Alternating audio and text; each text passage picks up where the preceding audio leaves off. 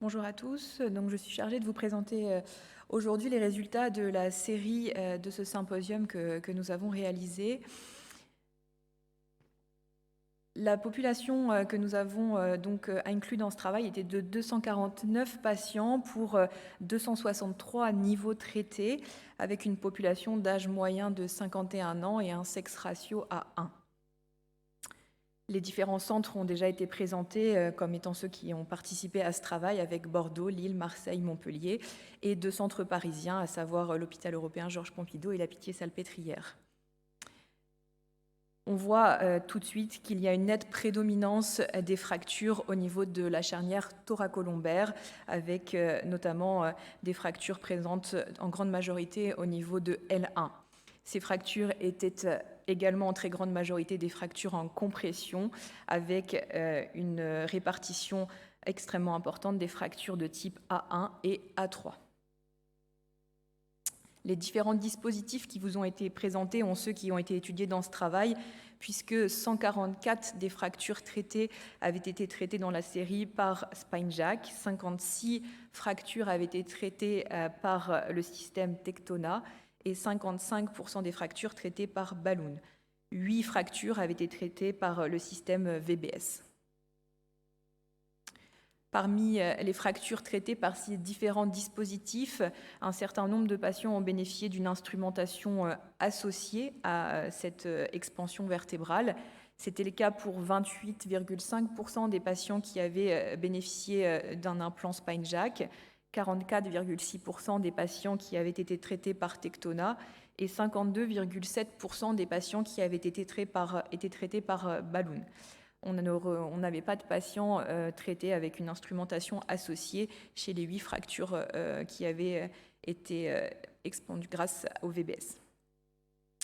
Parmi les patients qui avaient bénéficié d'une fixation associée, on peut remarquer que ces fixations étaient présentes finalement sur les différents niveaux vertébraux où il existait ces fractures. La seule vertèbre sortant du lot étant la vertèbre L4 qui avait 60% de fixation associée. Pour les autres, on retrouvait des pourcentages de patients avec fixation assez semblables. Au total, sur les 249 patients que nous avons inclus dans ce travail, nous avons eu à déplorer un nombre important de perdus de vue. D'abord parce qu'il y a eu pas mal de patients qui avaient des polytraumatismes et qui donc gênaient la suite de l'analyse.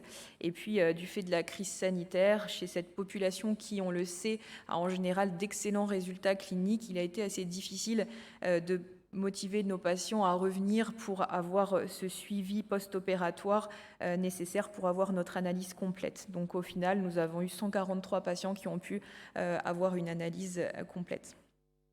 Sur ces 143 patients, il existait une répartition avec 51,3% de femmes et 48,7% d'hommes. Le délai de prise en charge chirurgicale était assez court, moyen environ de 48 heures, et le dernier recul était de 12 mois. On voit ici sur le critère de jugement de l'EVA l'évolution très favorable après dès le post-opératoire, avec une nette diminution de l'EVA dès le post-opératoire qui se maintient à l'EVA intermédiaire à 6 mois post-opératoire et qui s'améliore encore à l'EVA final, donc ici dans ce travail à 12 mois. Nous avons ensuite analysé la correction de l'ART, d'abord dans la population qui avait bénéficié d'une expansion vertébrale sans instrumentation associée. Cette correction initiale dès le post-opératoire était présente dans l'ensemble, peu importe le dispositif qui avait été utilisé, que ce soit Balloon, SpineJack ou Tectona ici. Il n'existait pas de différence significative entre les différents implants utilisés. On trouvait par contre, toujours dans cette même population de patients traités par expansion vertébrale sans instrumentation associée, une différence sur la perte de correction entre l'ART post-opératoire et l'ART secondaire à 6 mois, avec cette fois une perte qui semble moins importante chez les patients qui ont été traités par utilisation du dispositif SpineJack. Nous avons ensuite comparé cette population de patients traités par dispositif d'expansion vertébrale seul à la population traitée par dispositif d'expansion associé à une ostéosynthèse postérieure. Cette fois, on observe une différence significative, notamment entre l'ART préopératoire et l'ART post-opératoire, avec la population pour lesquelles il y a eu association avec une ostéosynthèse qui présente une meilleure correction en post-opératoire de son ART. Cette valeur n'est pas retrouvée lorsqu'on compare l'ART post-opératoire et l'ART à M6, avec une absence d'impact finalement de cette association à l'ostéosynthèse postérieure sur la perte de correction. Enfin, nous avons recherché des corrélations entre cette correction de l'ART préopératoire et post-opératoire, et deux variables sont ressorties comme significatives, à savoir l'importance de l'ART préopératoire et l'âge, avec une correction de cette ART qui était moins bonne en post-opératoire chez les sujets un peu plus âgés.